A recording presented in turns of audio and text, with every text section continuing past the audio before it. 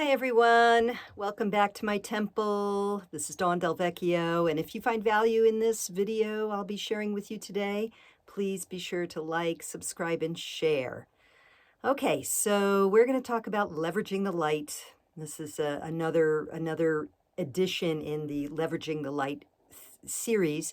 We're going to be talking about the full moon coming up on the 30th of August 2023, which is a super blue full moon in the sign of Pisces. And we have a lot going on, so this is kind of an astrological talk, but as I like to say, I don't go too far into the geek speak, the astro geek speak. Not that there's anything wrong with that, because I love a good astrology video myself, but I want to make this applicable and connect in with this theme of leveraging the light. We're leveraging the light. So in this case, we're talking about the light of the full moon, which of course is the light of the sun reflected on the moon. And how do we as light workers, star seeds, priestesses, how do we work with these energies to best effect, to serve the planetary upliftment, to bring peace to our own hearts, minds, families, loved ones? How do we work with the energies to learn the most from these frequencies, from these influences, to engage and dance with them in a way that is most advantageous for all concerned? So that's what I'm gonna unpack now a little bit. I have made a few notes. So the first thing I want to talk about, of course, is the actual full moon. So full moon means moon is opposite sun.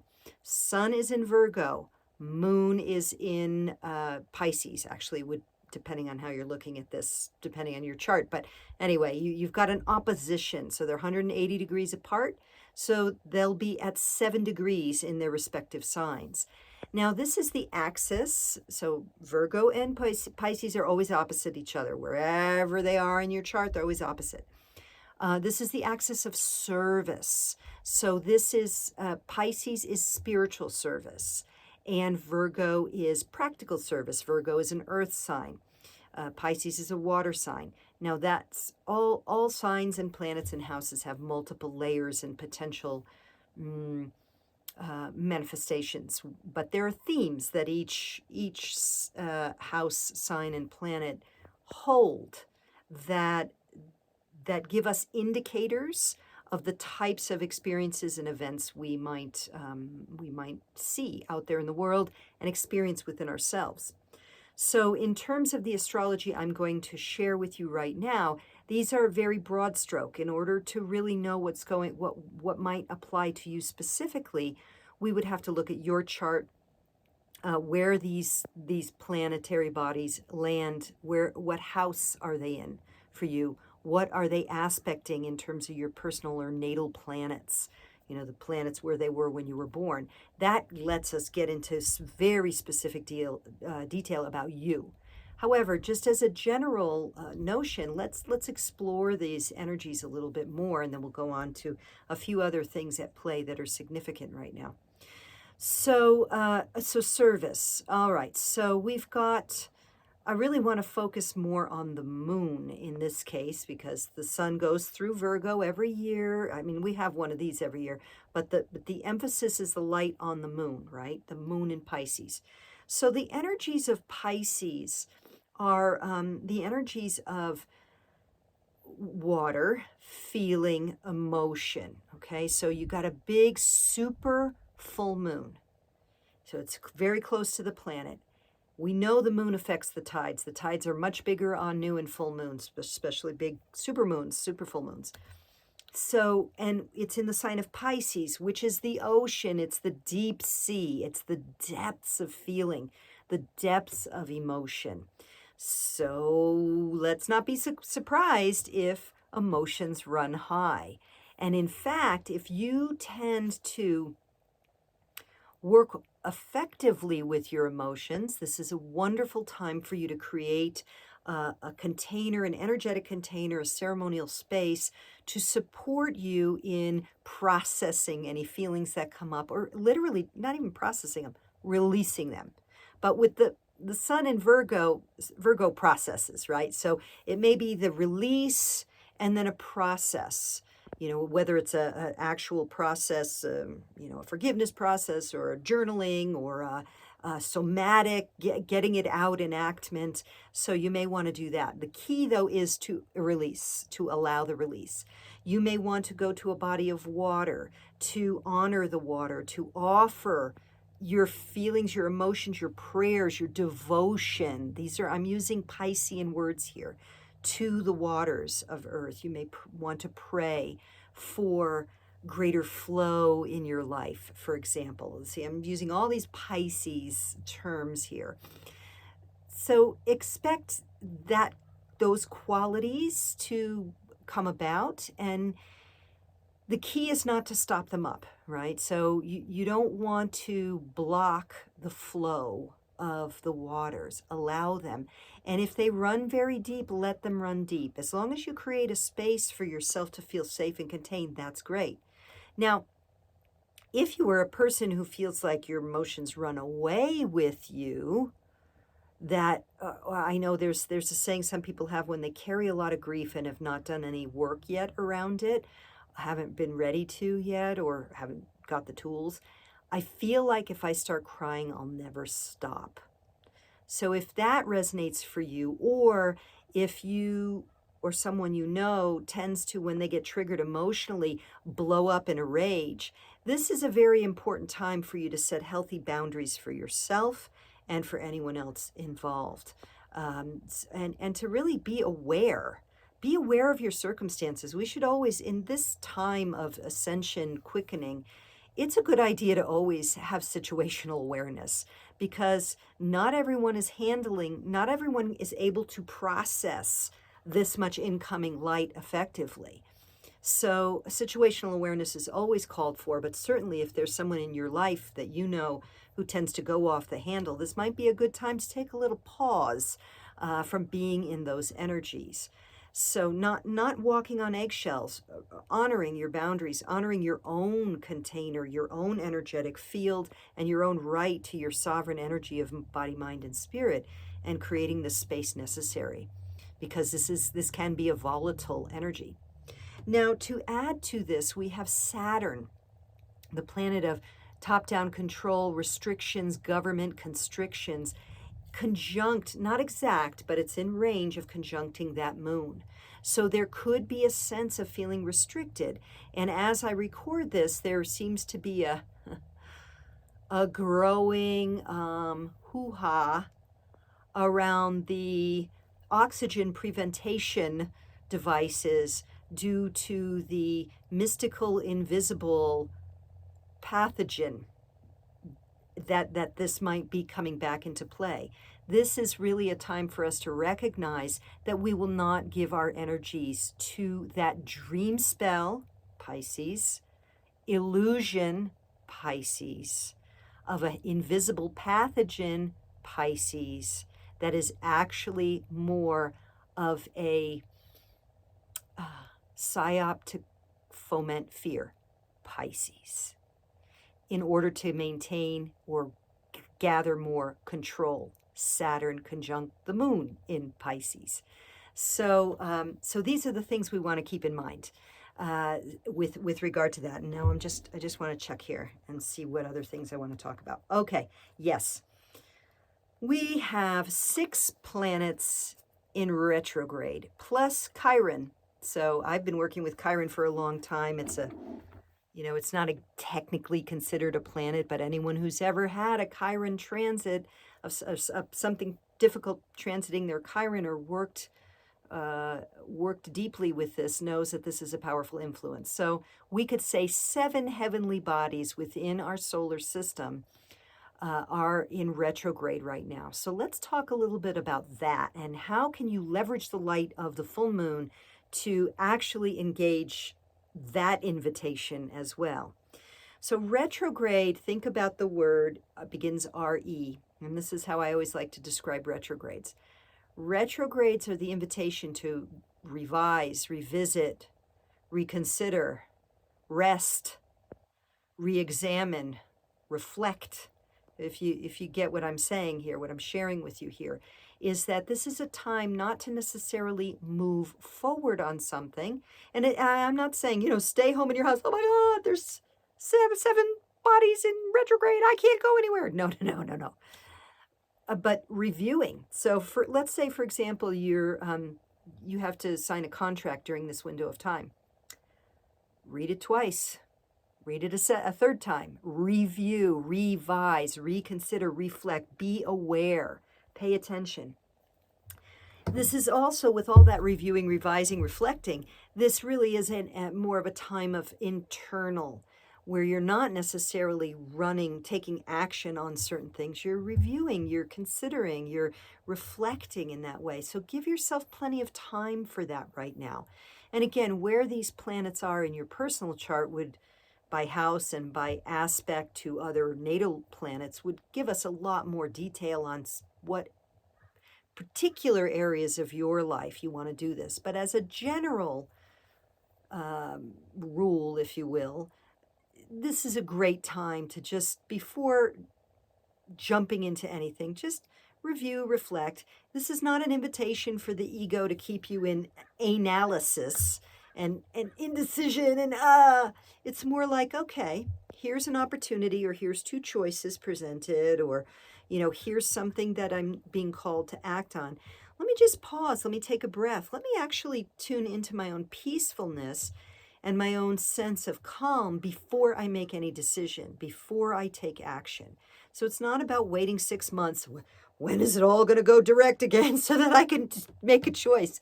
No, but rather being really deeply in tuned, in presence. Okay, how do I really feel about this? Oh, I feel a little, okay, let me get calm first. Let me get peaceful. Let me get restful in my state of being. And then I will look at what action I'm called to here. So that's a great way to work with these energies generally in this time, and particularly with regard to anything that comes up around emotion or service during this full moon window, which we are already in as I record this on the 29th. Okay, so just looking here to see what else. Yeah, I want to just touch on Saturn a little more and give you a few key words. Structure, control, limitation, rigidity, and restriction. Structure, control, limitation, rigidity, restriction. Now think about that. Saturn is conjunct the moon, that's full, super full, in Pisces. So we really want to look at where in our own lives, am I limiting myself? Am I being too rigid? Am I being too restrictive? Am I trying to impose too much control or structure over things that need to flow? Pisces. But the other hand is, where do I need to have more containment or structure in order to allow the emotions to flow reasonably? Okay, so think about when a river, living out here in the West, there are lands where there's deep cattle erosion, and so riverbeds have lost their structure for the stream to move in certain areas, and the water kind of spews out, and there's no container, and then it evaporates in the dry of the Southwest. And so that's not good. That's actually, it's been very damaging and increased the dryness here over long periods of time. So Saturn has that capacity to create the container, right, for the water to flow. And that's what we're really looking at. How do we leverage this? We look at, where do I need to contain my energy? And again, the shadow side of this is forces of control, parasitic forces of control, leveraging this in order to gain more control, in order to create more fear, in order to charge up people's emotions in the state of fear so that they obey to their own imprisonment. Pisces is also traditional main ruler of the 12th house, which is traditionally one of the themes, is imprisonment. So looking at the outside, looking first at the inside, where am I able to support and hold a container for my own feelings so that they can flow, but not smear out all over the place in inappropriate or unserving ways. And then look out there at the world, and where am I seeing too much restriction and control, and being called to stand in my own sovereignty and say, no, not, no, I don't comply with these things. So that's that. Now let's see what else. Asking what is coming to light is another way of just really kind of playing around. You could even do that as a journaling exercise for your full moon meditation or full moon reflections, retrogrades, full moon reflections. What's coming to light? And then look within. I mean, we can look outside and see all the things, in this world of the collapsing 3D, the unraveling 3D matrix of what's coming to light. And that's all well and good. However, if for our own soul's evolutionary journey, it's really about looking within. What's coming to light in me?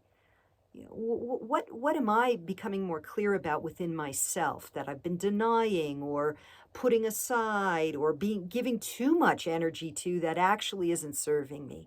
What's coming to light in my relationships, in my health, in my career, in my finances, these kind of things. And then really being honest with yourself, and if feeling comes, let it flow.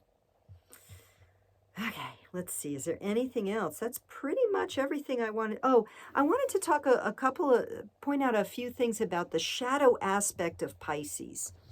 And one of them is victim, pity party, that kind of thing, blaming everyone else. It's everybody else's fault that I have the problems that I have.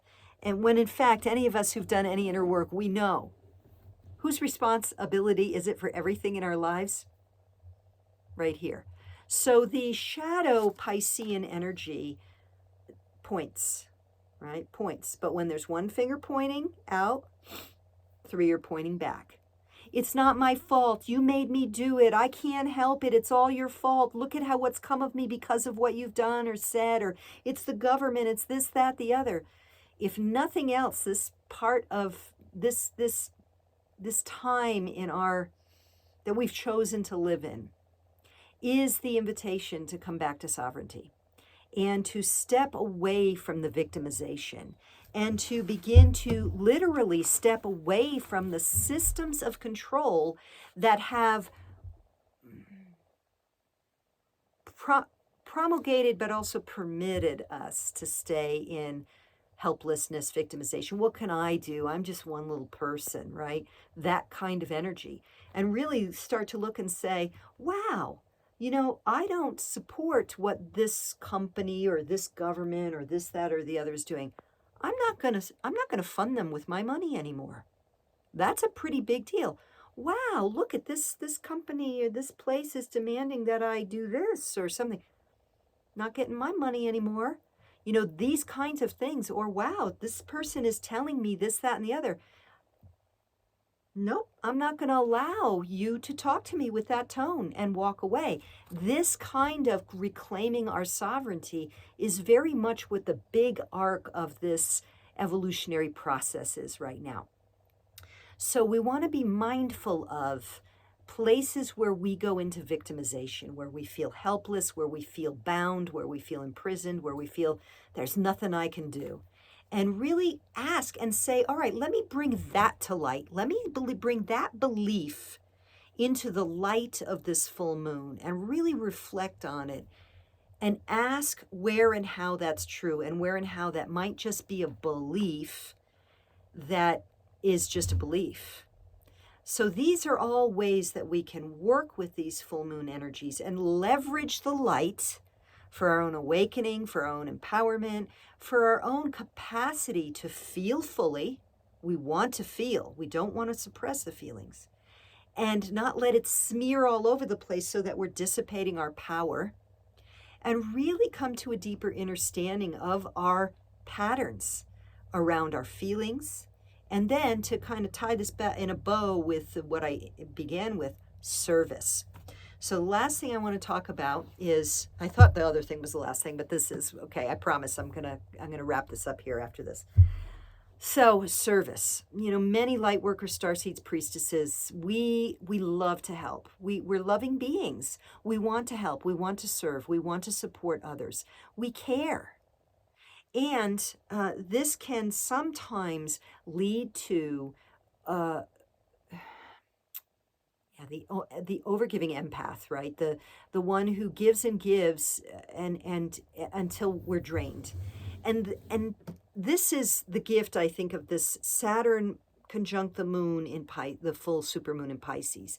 Again, allowing us to establish some interior structures and the capacity to recognize, like, wow, you know, I've been bending over backwards for this friend, this family member, this loved one, and there's no appreciation here, or I'm just simply drained.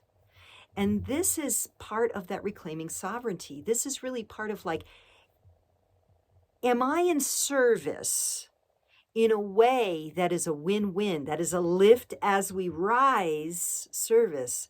Or am I in service in order to be a good woman, a good this, a good that, a good starseed? Because that type of service is not actually that helpful. If you're giving from an empty cup, resentment is the guaranteed outcome. So this is where we look at, and we can bring to the light, what's coming into the light here?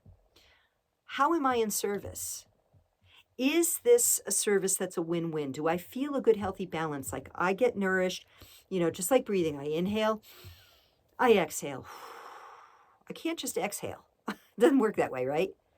So if you are a service provider, are you feeling compensated sufficiently for what you are putting out? Is there a balance of the inhale and the exhale? And so this is, you want to really bring this to light too, to look at, to review, to revise, to revisit, to reconsider. Am I in service in a way that actually works for me, my loved ones, my family? Or am I so exhausted that I come home like a grumpy bitch and, you know, make everyone else miserable? Or do I try and make people feel guilty because I'm the only one who's cleaning the house, or whatever, you know, whatever. So these are things for your consideration.